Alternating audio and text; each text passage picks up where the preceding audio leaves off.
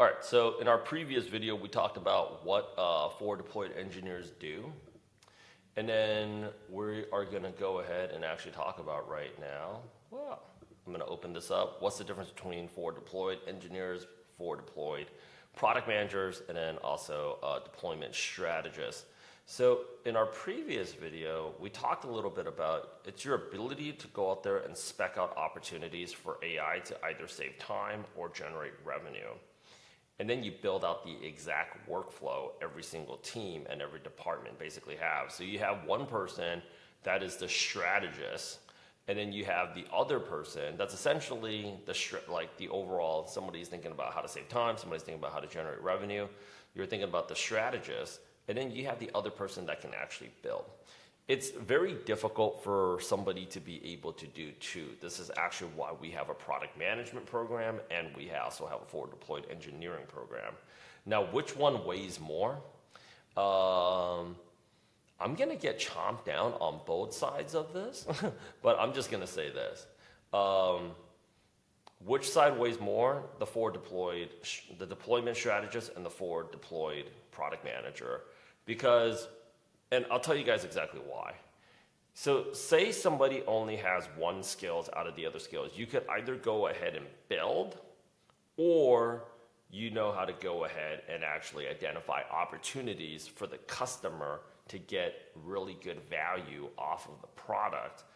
I will go ahead and say this. It's the person that's able to identify those opportunities, because for this batch of people right here, so let's actually go out there and actually break it down. The coding level and tech level is heavy.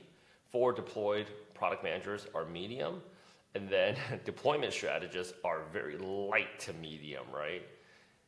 This one here is responsible for the PRD. This one here is actually responsible for the workflows. But they all collaborate on this, but I'll actually go out there and highlight something for you. This is a role. It says Rohan here, Varma. I'll go out there and actually grab this for you. And it says, hey, I'm hiring for a new role at OpenAI, deployed product managers, deployed product manager for Codex.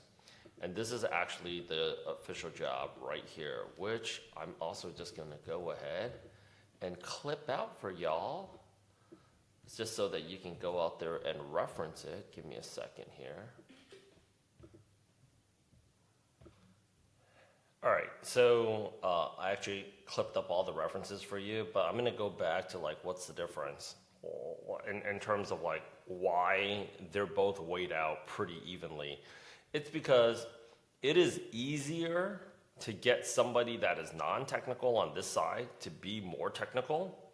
So to train them up to the point where they can get heavy is easier. There would be a shorter amount of time than it would be to get these guys out here to actually think about how to identify revenue opportunities or actually think about ways to help the company actually save time. It's very hard for people to be able to do all three. There was a whole generation of FDEs that essentially played all three roles. But as the demand for the position grows, right? It's this is how serious the problem is. If we can't get somebody that can do the entire job, can we get at least somebody to do part of the job? So, and it's not every single company. Every company structures it a little bit differently. Sometimes a company, they used to just deploy the forward deployed engineer as the Jason Bourne. So think about it when you're watching a spy movie. You have a Jason Bourne. He is he can go out there, or Tom Cruise from Mission Impossible, right? He can go out there and they can fight, they can shoot, they can hack into somebody's computer or grab somebody's cell phone and basically break into that. So they have the technological aspect.